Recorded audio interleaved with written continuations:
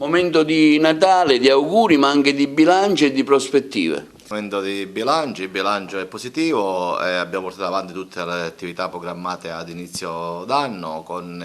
diciamo, molto proficuo il lavoro fatto e quindi diciamo che siamo soddisfatti per tutto ciò che si è fatto e siamo pronti per ricominciare il girone di ritorno a gennaio con le stesse attività che abbiamo programmato nel girone d'andata. Per quanto concerne invece questo periodo natalizio, con il cuore spezzato per la tragedia di Ravanusa che ci ha lasciato un grossissimo vuoto, auguro un buon Natale al Presidente Sandro Morgana della FIGC, Comitato Regionale Sicilia, al Presidente Onorario Santino Presti del Comitato Regionale Sicilia, a Stefano Valenti il nostro coordinatore, a Calogero Drago il nostro Presidente AIA Provinciale, Andrea Attanasio delegato provinciale del CONI e a Calogero Capraro il responsabile dell'AIA di Agrigento.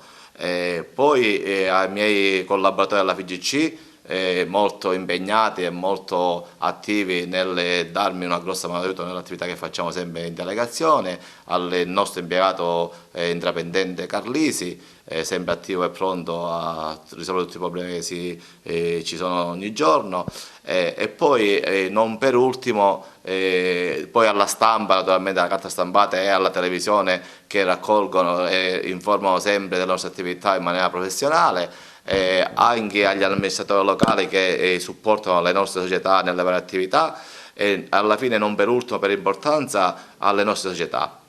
agli allenatori, alle calciatrici, calciatori, dirigenti, tifosi, per quello che mettono tutti i giorni in campo, è grazie a loro che noi portiamo avanti lo spettacolo del gioco del calcio, il più bel spettacolo del mondo. Diciamo che con la loro collaborazione riusciamo a portare avanti in maniera, devo pure rimarcarlo, molto serena, perché fortunatamente quest'anno siamo a livello di violenza quasi a zero e quindi diciamo che siamo molto soddisfatti da questo aspetto e su quello noi lavoriamo tantissimo. Quindi auguro a tutti buone feste a tutti gli sportivi della nostra provincia, alle loro famiglie,